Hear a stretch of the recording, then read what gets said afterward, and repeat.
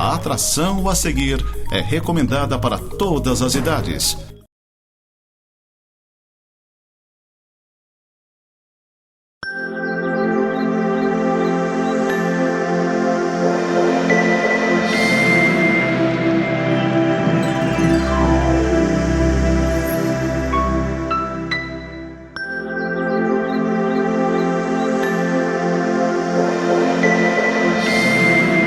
Olá, seja bem-vindo ao programa Semeando para a Vida Eterna. Este é um programa da Igreja Presbiteriana de Lages. A Igreja Presbiteriana de Lages fica na rua Fausto de Souza, número 353, ali no centro de Lages, uma travessa da rua Correia Pinto, ao lado do Seja.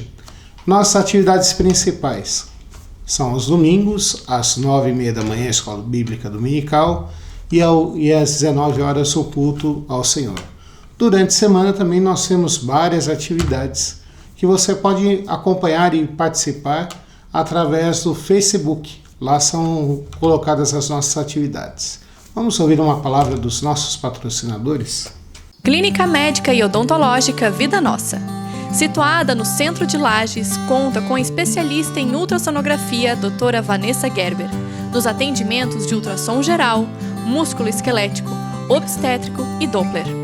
E também com atendimento odontológico com o Dr. Fernando Gerber nos serviços de cirurgia, estética, prevenção, clínica geral e implantes. Clínica Vida Nossa, Rua Correia Pinto, número 638, Centro, em frente à Praça da Estátua do Correia Pinto. Como eu disse, esse é um programa da Igreja Presbiteriana de Lages. A Igreja Presbiteriana de Lages tem o prazer de compartilhar do estudo da Palavra de Deus com você. Ela está fundada aqui em Lages, organizada como igreja há mais de 65 anos, mas atuando na igreja na cidade há mais de 100 anos. Você é nosso convidado para estar conosco lá nas atividades e também é convidado para ouvir a palavra de Deus agora conosco. Vou ler o primeiro livro de Samuel, capítulo 16, os versículos 1 ao 7, para que possamos meditar nesse momento. Disse o Senhor a Samuel: até quando terás pena de Saul, havendo eu rejeitado, para que não reine sobre Israel? Enche um chifre de azeite, vem. Enviar-te-ei a Jessé, o belemita, porque dentre os seus filhos me provide um rei. Disse Samuel: como irei eu? Pois Saul saberá e me matará. Então disse o Senhor: toma contigo um novilho e dize: vim sacrificar para o Senhor. Convidarás Jessé para o sacrifício e eu te mostrarei o que has de fazer, e ungir-me-ás a quem eu te designar. Fez, pois, Samuel o que dissera o Senhor e veio a Belém. Saíram-lhe ao encontro os anciãos da cidade, tremendo, e perguntaram: é de paz a tua vinda? Respondeu ele: é de paz. Vim sacrificar ao Senhor, santificai-vos e vinde comigo ao sacrifício. Santificou ele a Jessé e aos seus filhos, e os convidou para o sacrifício.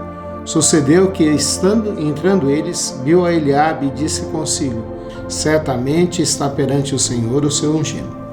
Porém o Senhor disse a Samuel: não atentes para a sua aparência, nem para a sua altura, porque eu rejeitei. Porque o Senhor não vê como o homem.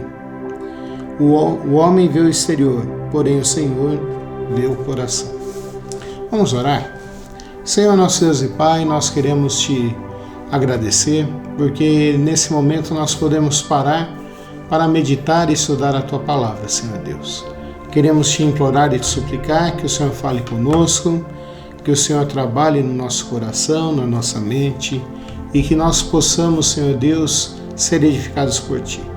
Quem acompanha esse programa nesse momento, e a mim que vou ser o Teu mensageiro, que eu fale segundo o Teu coração, Pai. É a nossa oração em nome de Jesus Cristo. Amém. Hoje nós vamos meditar sobre o seguinte assunto: o Senhor vê o coração. É interessante a gente pensar que nós sempre precisamos de alguém para nos ajudar, para nos apoiar, e os países, as repúblicas, qualquer órgão que envolva mais de uma pessoa precisa de um líder para que possa existir. A gente vê grandes líderes acontecendo e se firmando e levando os países para lugares bons. A gente tem um exemplo na Segunda Grande Guerra Mundial do Churchill, Winston Churchill, que conduziu a Inglaterra e levou a Inglaterra até a vitória, mesmo com tantos problemas pelos quais eles passaram, eles conseguiram vencer aquela guerra e conseguiram se livrar do medo de Hitler ser contra eles e de tomar aquele país, aquela ilha. Nós vemos também outros líderes famosos, como a gente pode ver na história da humanidade, durante todo o percurso. Há relatos de que Dom Pedro II foi um grande líder nacional aqui no Brasil. Ele ajudou, apoiou e planejou um país diferente, um país melhor. Nós vemos também ali, durante a história, a gente vê reis que foram muito bem. Foram pessoas que governaram bem seus países, que os países cresceram, que eles conseguiram se destacar e que os países atingiram seus objetivos. Israel também era um país que até pouco antes desse texto não tinha um rei, porque para o Senhor, nos planos de Deus, quem deveria ser o governante era o próprio Deus e não precisava nenhum homem para representá-lo. Mas o povo queria ser igual a outros reinos, o povo queria ser iguais a outras pessoas. Eles queriam e precisavam de um rei, uma pessoa para estar diante deles. E daí eles resolveram e entenderam que Saul seria um bom rei. Pediram tanto um rei que Deus falou para Samuel ir buscar a Saul. E Saul foi colocado como rei. Saul era um homem grande, tinha mais de 2 metros de altura, forte, poderoso, inteligente, com uma história já de guerreiro, e Saul foi escolhido como rei. Mas Saul era um homem que tinha 2 vontades. A primeira de agradar a Deus e seguir a Deus, mas a segunda vontade de agradar a si mesmo e continuar no poder. E durante a história de Saul, esse homem que era forte, que era bonito, que era considerado pelo seu povo, ele foi um homem que acabou se desviando de Deus e acabou indo para os seus próprios caminhos e fazendo aquilo que era errado diante de Deus. E Deus olhou não a aparência de Saul, mas olhou a Saul. E a gente vê o texto aqui, como o início desse texto do capítulo 16, Deus falando para Samuel: até quando você vai ter pena de Saul? Saul, apesar de ser um rei que venceu muitas guerras, apesar de ser um rei que levou Israel para muitas conquistas e liderou o exército de Israel, era um rei que não se preocupava em servir a Deus. Era um rei que buscava simplesmente buscar seus propósitos, agradar a si mesmo e viver conforme lhe parecia bem. Ele não tinha o princípio de primeiro eu vou agradar a Deus e glorificar a Deus. Primeiro eu vou viver uma vida de santidade. Não. Para ele isso não era importante. E Deus agora aqui através de Samuel fala: os tempos de Saul está esgotado. Acabou o tempo de Saul. É interessante a gente parar e pensar, porque aos nossos olhos Israel vivia um tempo muito bom. Israel vivia um tempo de prosperidade, de crescimento, as suas fronteiras estavam se alargando, ele estava ganhando mais território, os filisteus temiam a Israel, mas Deus falou: isso não é importante, há outras coisas importantes. E Deus agora levou Samuel para o lugar que ele tinha escolhido, Belém, uma pequena vilazinha de Judá, uma vila sem importância, uma vila de um lugar onde que não tinham saído os guerreiros, mas tinham saído pessoas normais, pessoas que não tinham importância. E isso demonstra que o importante para Deus não é a nossa preparação, o importante para Deus não é o nosso status, o importante para Deus não é a nossa fama, o nosso orgulho, mas o importante para Deus é nós queremos servir e agradar a Deus. Samuel teve medo de ir para lá, porque ele falou: Saul vai descobrir o que eu vou fazer lá. E Deus falou: vai oferecer um sacrifício a mim, eu vou aceitar esse sacrifício, porque eu aceito você, Samuel. Você tem me amado, tem me buscado, tem colocado o seu coração em mim, e eu quero continuar sendo o teu Deus e quero que você continue servindo a mim. Samuel foi, levou um novilho. Os anciãos, ao virem Samuel, já ficaram assustados, porque sabiam quem era Samuel. Sabiam que ele era o profeta de Deus, sabiam que ele era um dos juízes que Deus tinha colocado sobre a terra, sabiam que Deus usara Samuel e que Samuel tinha uma intimidade tremenda com Deus. Samuel falou que queria oferecer sacrifícios. Chamou a todos da casa de Jessé, e Jessé tinha vários filhos, e ofereceu um sacrifício ali a Jessé. Ofereceu um sacrifício a Deus juntamente com Jessé. E Deus usou a Samuel. Mas Samuel olhou ali, um dos filhos de Jessé, olhou ali a um daqueles filhos e falou assim, olhou a Eliabe, viu a altura de Eliabe, viu a força de Eliabe, viu a postura de Eliabe e falou assim, certamente este é o ungido do Senhor, certamente este será o novo rei. Mas Deus vira para Jessé e fala assim, Jessé, você está olhando somente a Samuel. Deus olha para Samuel e fala, Samuel, você está olhando simplesmente a aparência. E eu não quero que você unja alguém. O meu rei não é segundo as aparências, mas o meu rei eu vou buscar aquele que me ama, aquele que me busca, aquele que quer viver uma vida comigo, para poder ser um rei de verdade, para poder liderar esse povo, para fazer com que esse povo se aproxime de mim e seja abençoado. É interessante a gente pensar nisso, porque aos nossos olhos a gente sempre busca alguém que seja que aparente poder. A gente não busca o mais fraco, a gente não busca aquele que aparenta estar despreparado, pelo contrário, a gente quer sempre buscar alguém que seja muito bem preparado, que saiba das coisas, que tenha firmeza. A gente não procura o mais humilde para ser um líder, mas a gente sempre procura o arrogante, aquele que gosta de mostrar que sabe das coisas, que tem uma aparência verdadeira. Mas Deus fala aqui que ele queria buscar outra pessoa. E essa outra pessoa nem estava com eles ali naquele momento, porque era costume das famílias levar para esses ajuntamentos, levar para esse momento de sacrifício a Deus, somente os mais velhos, os acima de 20 anos. Davi ainda era um menino, era um adolescente, estava cuidando das ovelhas da família, estava fazendo a sua função de pastor. Ele não era um guerreiro ainda, ele era um homem, um menino do campo que cuidava das ovelhas e que cuidava do rebanho do pai. Ele não tinha tanta importância ainda, mas Deus mandou Samuel falar para Jessé buscar o mais novo, e Jessé buscou o mais novo. E Deus falou, é esse que eu quero que seja ungido.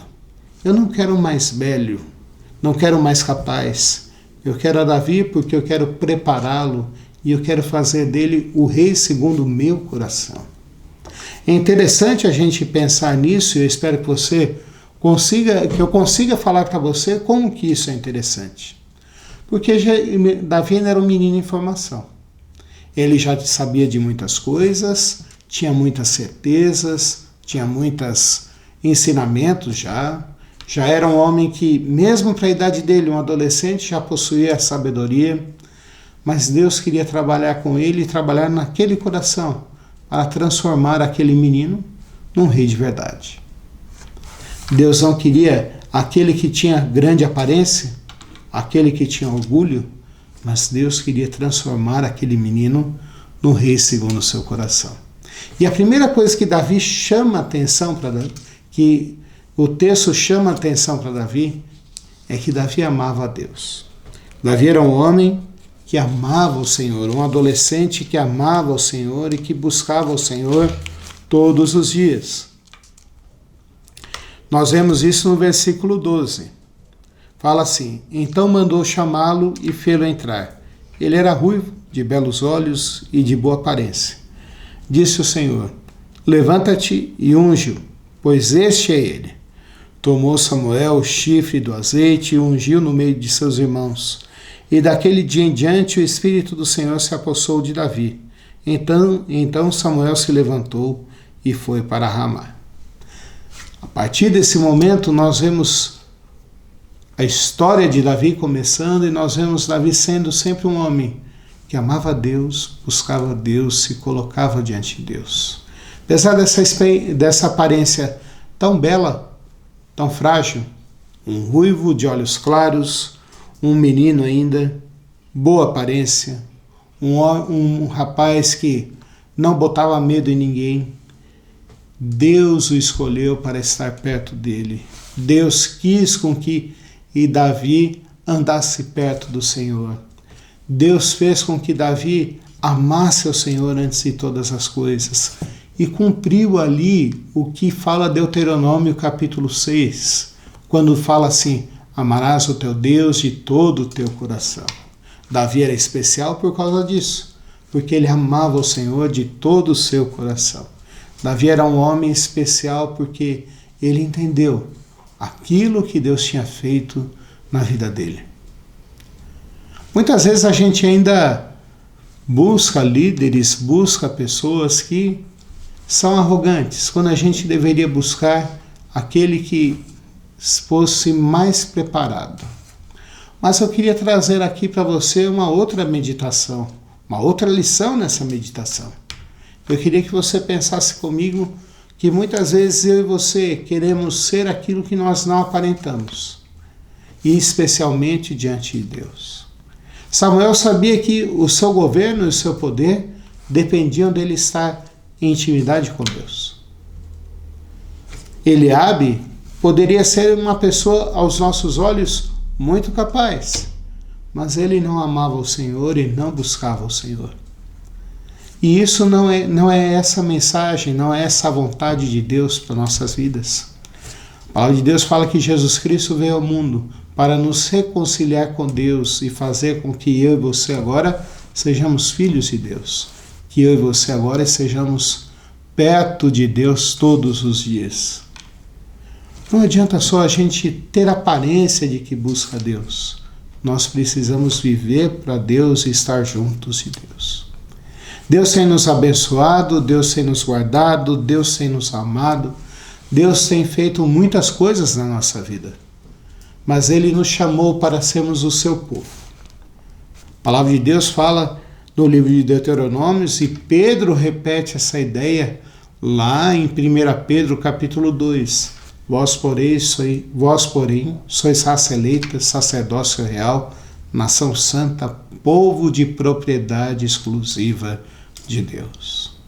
Nós não somos mais pessoas simplesmente para vivermos uma aparência, mas Deus quer que nós sejamos essência.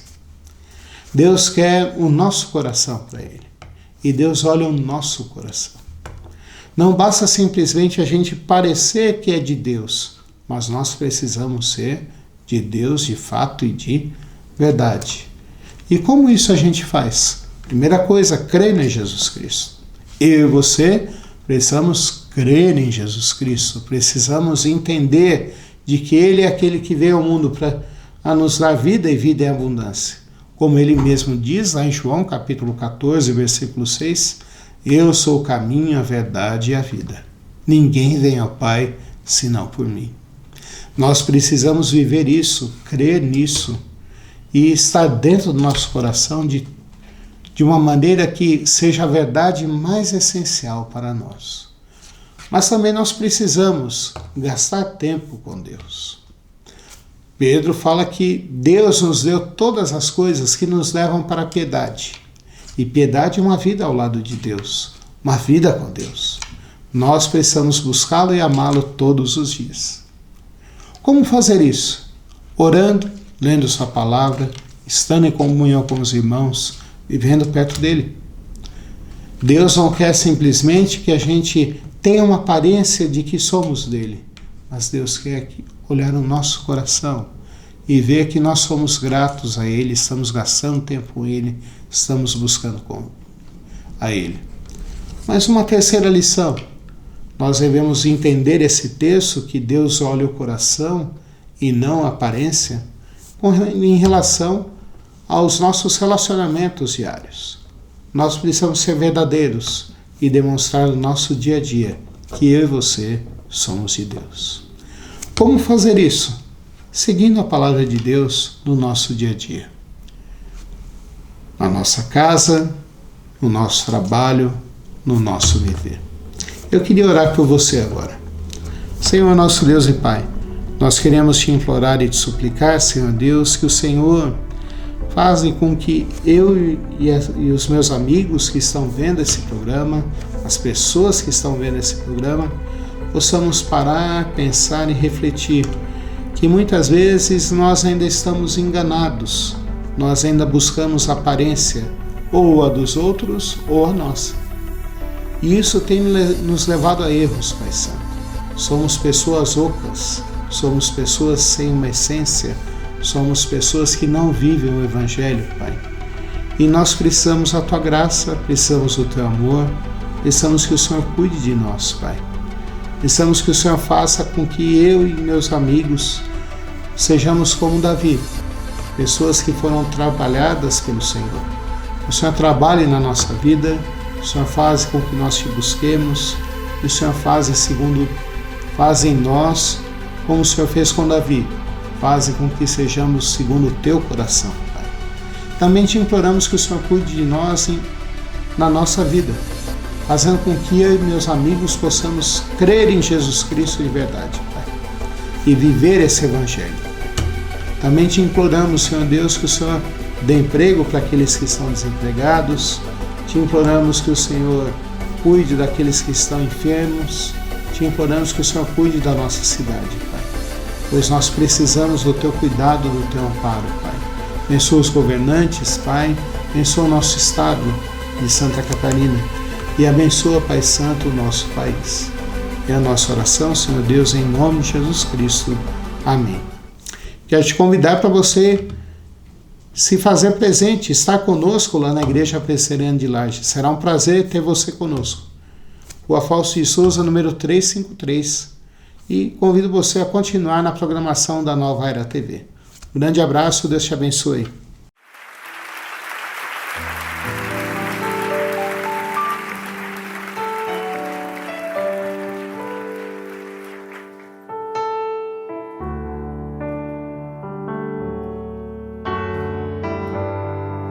A palavra gratidão tem como um dos seus significados reconhecimento. Há um salmo que fala que aquele que oferece a sua gratidão ao Senhor como sacrifício, honra ao Senhor. É isso que eu quero oferecer ao meu Deus nessa noite, a minha gratidão. Estou tão grata a Deus, tão grata ao Senhor, tão grata ao Senhor. E eu queria expressar isso a Deus, né? Minha gratidão. E eu cantei essa canção, é uma canção muito simples, fácil de aprender, e expressa a minha gratidão a Deus.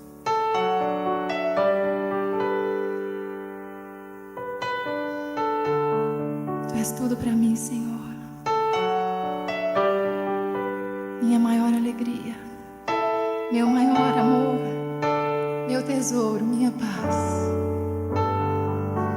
Por isso eu sou grata a Ti, porque um dia me alcançaste com o Teu amor e atraíste a Ti.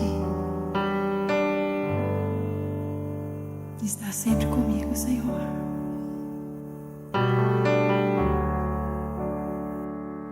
Em gratidão eu canto a Ti com coração. Venho adorar, minha alma está bem junto a Ti. És meu Senhor, meu Salvador.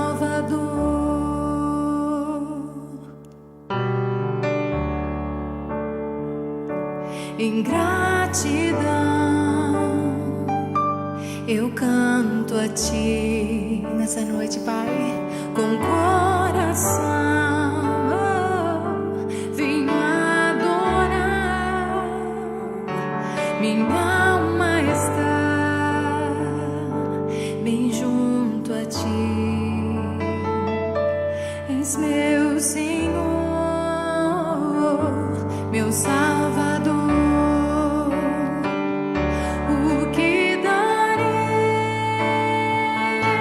a ti, Senhor, por tudo quanto deste a mim? Recebe a minha adoração. És meu Senhor, meu Salvador.